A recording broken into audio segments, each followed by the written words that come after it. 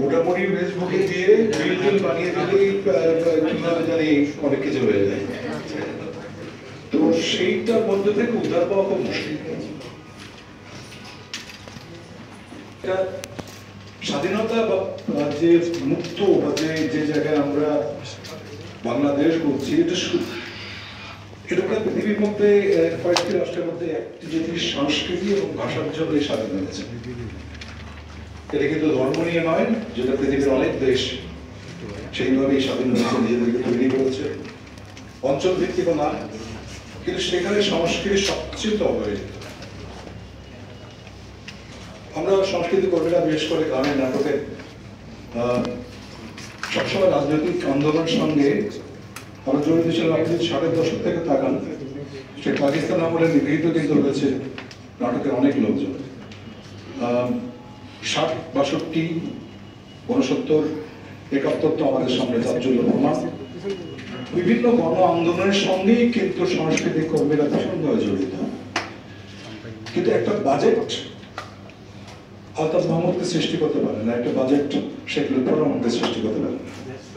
এটা তাগিদ লাগে, তাগিদ, বড় তাগিদ থেকে করে, এবং আমাদের শিল্প চর্চা এখনো পর্যন্ত সেই তাগিদ থেকেই হচ্ছে, আর কোনো বিশেষ কিছু না। সেই জন্য যদি বাজেট বাড়ে তাহলে কি সংস্কৃতি চর্চা বেগবান হবে, সেটা খুব মূল প্রশ্ন। স্বাস্থ্য মন্ত্রণালয়ের বেশ বাজেট থাকে, আপনারা দেখবেন প্রায় ছবিগুলোই বেরোয় যে বাজেট খরচ করতে হবে বলে বিভিন্ন জায়গায় অ্যাম্বুলেন্স কিনে ফেলেছে, অনেক বড় যন্ত্রপাতি কিনে ফেলেছে, একটু পরে সেগুলো অকেজ এবং তুলে পড়ে পড়ে মোটামুটি সেই অ্যাম্বুলেন্সও চলে না এবং সেই যন্ত্রপাতিও চলে না। সুতরাং সরকার যত সংস্কৃতির দিকে কম নজর দেয় তত ভালো। খুব পরিষ্কার কথা, আমার যত আপনি মুক্ত করবেন জায়গাটাকে, আমাকে কথা বলবার অধিকার নিশ্চিত করবেন, সেইটা আমার জন্য খুব বেশি প্রয়োজন। এবং আমাদের দেশের থিয়েটারটা সৃষ্টি হওয়া কিন্তু আমাদের ওই তাগিদ থেকে। আমি আমার কথাটা নির্দ্বিধায় বলতে চাই। আমাদের স্বাধীনতা পরবর্তী পরের দিকে যদি করি, যেখানে নাট্য আন্দোলনকে বলি আমরা, সেখানে কিন্তু সরকারি পৃষ্ঠপোষকতা ছাড়াই নাট্যকর্মীদের নিজেদের তাগিদে মহিলা সমিতি থেকে আজকে শিল্পকলা একাডেমি শুরু হয়েছে। তারপরে কি? তারপরে কিন্তু না, সেখানে সরকারের কিছু পলিসি দরকার। এবং গত সরকারে আমরাও দেখেছি যে অনেক কিছু হয়েছে, জাতির পিতার নামে অন্যান্য জায়গায় অনেক কিছু হয়েছে, কিন্তু শিল্পকলা একাডেমি ছাড়া অন্য কিছু হয়নি। এবং শিল্পকলা একাডেমিতেও দেখেন আপনি নন্দন মঞ্চ এবং মুক্ত মঞ্চ হয়েছে, যেটাতে নাট্যকর্মীরা এবং সাংস্কৃতিক কর্মীরা সেখানে গাইতে পারেন কিনা, কাজ করতে পারেন কিনা, লাইট আউট, ওইটা সেই পরিবেশ আছে কিনা। তার মানে খরচ পেলেই, টাকা পেলেই যে একেবারে সংস্কৃতি বেগবান হয়ে যাবে, থিয়েটার, নৃত্য, সমস্ত কিছু একবার হয়ে যাবে নয়। কিন্তু একজন লুবনা পরিবার মূল্যের মতো দরকার, যিনি রিসার্চ করেন, যিনি ডাটা করেন, যিনি মানে প্রান্তিক অঞ্চল থেকে লোকজনকে আমাদের নৃত্যকে তুলে আনেন। আমার কথা স্পষ্ট, সেটা হচ্ছে দরকার আপনি আমাকে আমার জন্য প্রতিষ্ঠান তৈরি করেন যেখানে আমি মুক্তভাবে আমার শিল্প চর্চা করতে পারি। আমার কিছু বলবার আছে, আপনার সেই অধিকার আমাকে নিশ্চিত করতে হবে যে সেটার আক্রমণ আসবে না আমার প্রতি। This is very vital. এবং পলিসি দরকার। 1962 সালে যখন ভারতে যখন রবীন্দ্র জন্মশতবার্ষিকী করা হলো, ভারত সরকার কিন্তু যেটি করলো সেটি হচ্ছে প্রত্যেকটা স্টেটে, প্রত্যেকটা রাজ্যে একটি করে রবীন্দ্র সদন অথবা রবীন্দ্র ভবন করলো, যেখানে সংস্কৃতি চর্চা হয়, সাহিত্য চর্চা হয়। এইগুলো পলিসির ব্যাপার। 60-এর দশকে যখন লাল বাহাদুর শাস্ত্রীর ক্যাবিনেটে ইন্দিরা গান্ধী ছিলেন, তখন প্রস্তাব করলেন ভুয়া ফিল্ম টেলিভিশন ইনস্টিটিউটের। টেলিভিশনটাকে কিন্তু ইন্ডিয়া অনেক পরে, এমনকি পাকিস্তানের অনেক পরেও কিন্তু তারা অগ্রাধিকার দিয়েছে, কেননা প্রত্যেকের আগে রেডিও পৌঁছিয়েছে, তারপর এটা পলিসির ব্যাপার। সে সময় যখন ভুয়া ফিল্ম ইনস্টিটিউটের প্রস্তাব আসে, তখন গভর্নমেন্ট থেকে সাংঘাতিক রকমের প্রতিবাদ করা হয়েছিল যে এদেশের লোক খেতে পারে না, গরিব সবচেয়ে বেশি, সেখানে একটা ইনস্টিটিউট করা হবে যেখানে ফিল্ম শিখবে। Can Indian government really sustain that? ফলশ্রুতি দেখেন, উনি বললেন, যিনি ছিলেন মন্ত্রী, তিনি বললেন যে আমাদেরকে আগামী 50 বছরের পরের দিকে তাকাতে হবে। আজকে হোল ইন্ডিয়াতে হিন্দি ভাষার চর্চাটা টিকিয়ে রেখেছে একমাত্র হিন্দি ফিল্ম, সমস্ত স্টেটের মধ্যে। ইন্ডিয়ার one of the foreign currency earning source হচ্ছে Hindi film. You can't deny this fact. আপনি আমাকে মুক্ত করেন, আমার বলবার স্বাধীনতা দেন, আমার ইনস্টিটিউট তৈরি করেন, দ্যাটস ইট। আমার কিছু দরকার নেই, আমার প্রণোদনার দরকার নেই। আপনি নৃত্যকে তার মর্যাদা দেন। নৃত্য মানেই হচ্ছে এই কিছুদিন আগ পর্যন্ত আমরা দেখেছি সেই ইসের সময় যে সরকারি কোনো অতিথি আসলে পরে কিছু একটা জেলে নৃত্য নৃত্য করে, সেটা কি বাংলাদেশকে রিপ্রেজেন্ট করে? প্রান্তিক অঞ্চলে কোনো নৃত্য আমরা দেখি না কেন? আমার শাস্ত্রীয় সঙ্গীতের উপস্থাপনা থাকে না কিছু একটা ভাটিয়ালি এবং একটা দুই একটা গান টান দিয়ে, এই হচ্ছে আমার সংস্কৃতি, ব্যাস। তাহলে আমাদেরকে বোধহয় একটু অন্যভাবে দেখা উচিত, এবং আমার মনে হয় যে ক্ষমতাসীনদের থেকে যত দূরে থাকা যায় তাদের সংস্কৃতির জন্য শুভ বিষয়টা হয়। কারণ বারবার আমরা ব্যবহৃত হই, ব্যবহার করার পরে যখন সেইটা সোপানে উঠে অন্য জায়গায় চলে যান, তারপরে কিন্তু আর খোঁজ খবর থাকে না। সেটা ফটোগ্রাফি বলেন, সেটা আবৃত্তি বলেন, যে কোনো জায়গাতেই কিন্তু এটা বিদ্যমান। সুতরাং প্রতিষ্ঠান গড়েন, সুতরাং আপনি রিসার্চ করেন, আপনি ডাটা বের করেন আমরা কোথায় আছি, আমাদের প্রান্তিক জায়গাতে শিল্প কোন জায়গায় আছে, কারা করছে, তাদের টাকা লাগবে না কিন্তু। তারা সামান্য দুমুঠো খেতে পারলেই কিন্তু তারা নিজের টাকা দিয়েই করে। আমরা করেছি, আমরা একেবারে নিম্ন মধ্যবিত্ত পরিবার থেকে উঠে আসা যারা থিয়েটারটা করেছি সমাজ পরিবর্তনের কথা বলার জন্য, আমার ভিতরে কিছু কথা বলার জন্য, আর কিছু নয়। আমাদের থিয়েটারে সেই প্রতিবাদের ভাষাটা এখনো আছে।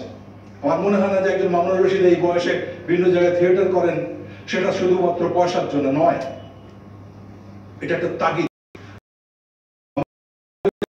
আপনি বাজেট যখন বাড়াবেন তখন কিভাবে সেই বাজেট থেকে ইউটিলাইজ হবে সেটা দেখাটা খুব জরুরি প্রয়োজন বলে আমার কাছে মনে হয়। আমার মনে হয় যে মুক্ত পরিবেশ সৃষ্টি করাটা খুব বেশি প্রয়োজন। এবং আপনি পরিসংখ্যান নিয়ে দেখবেন যে বিরোধী দলের থাকাকালীন সময়ে অনেক সেই বিরোধী দল দেখেন এবং চলচ্চিত্র দেখেন এবং প্রশংসা করেন, তারপরে যেই ক্ষমতা চলে যায় তারপরে একদিন ঠিক দেখা যায় না। আর পাঁচটা সার্ভ করলেই আর দরকার নেই, কিন্তু তখন হচ্ছে না না এখানে বন্ধ করে দেওয়া, এই জায়গাটা বেশি করা যাবে না। কেন? আমি ভুল হতে পারি, সেখানে মানুষের কাছে তার বিচারটা দিয়ে দিন। মানুষ তো বিচার করছে, দর্শক তো বিচার করছে, লেট দেম রিজেক্ট, কোনো অসুবিধা নাই। আপনার এই আমরা পড়েছি এক জায়গায় দিল্লি ন্যাশনাল স্কুল অফ ড্রামায়, সেখানে দিল্লিতে যখন ইনস্টিটিউট তৈরি করা হয় সেখানে প্রতিবাদ হয়েছিল যে দিল্লি কি থিয়েটারের জায়গা, যে বম্বে এবং কলকাতা থিয়েটারের বেশি বড় জায়গা।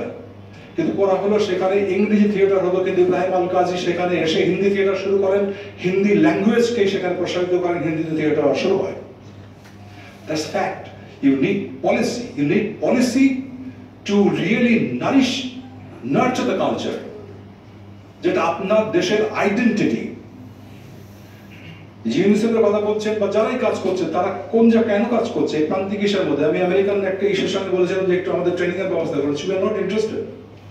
আমরা হিউম্যান ডেভেলপমেন্টের ব্যাপারে কাজ করি, হিউম্যান ডেভেলপমেন্টের সঙ্গে সংস্কৃতির একটা ভীষণ রকম জড়িত একটা আছে। আজকে বাংলাদেশের সবচেয়ে বড় সমস্যা হচ্ছে সংস্কৃতির ক্ষেত্রে প্রতিবন্ধকতা। আপনি ধর্ম মন্ত্রণালয়ের বাজেট দেখেন, আমাদের মসজিদ চলো তৈরি হয়েছে গত 15 বছরে, কেন একটা জায়গায়, আমি তো ধর্মের বিরোধী না, এটা আপনি ভাইরাল করে দিন না ভাই, বলবেন যে উনি এই বিরোধী, তা নয়। নিশ্চয়ই ধর্ম থাকবে, আমার আপন অধিকার থাকবে, মানুষ ধর্ম পালন করবে, কিন্তু একটা গান গাইবার জায়গা তো লাগবে, একটা পেন্টিং দেখানোর জন্য জায়গা তো লাগবে।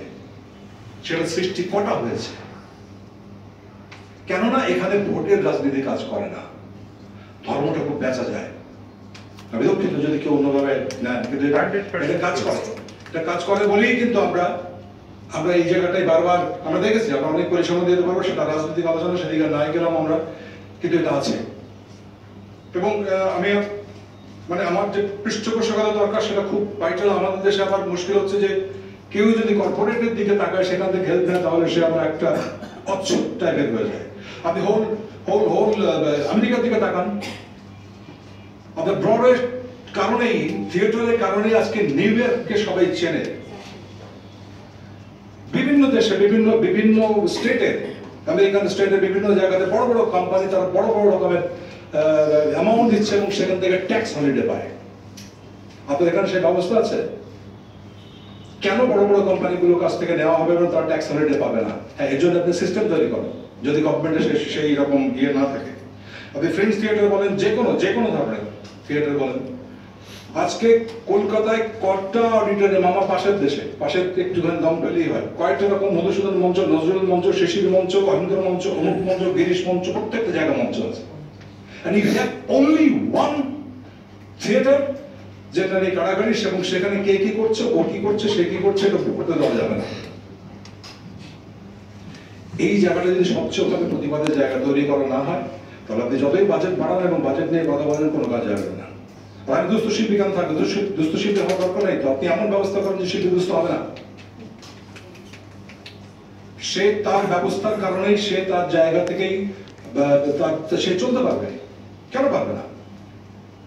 আমি তো ঘরে রেখে বনের মস্ত আনি না, আমি ঘরের খেয়ে ওই বনের যে পশুগুলো কাজ করে ওখানে তাদেরকে বিতরণ করতে চাই। খুব পরিষ্কার কথা, সেটা মনের পশুও বিতরণ করা দরকার। আমরা একটা এথিক্সের অনুযায়ী কাজ করি, সেটাকে বলতে দিতে হবে, কাজ করতে দিতে হবে। আপনি তার জন্য পরিবেশ তৈরি করেন, তার জন্য যদি বাজেট বরাদ্দ লাগে সেটাই করেন। Thank you so much. Thank you so much.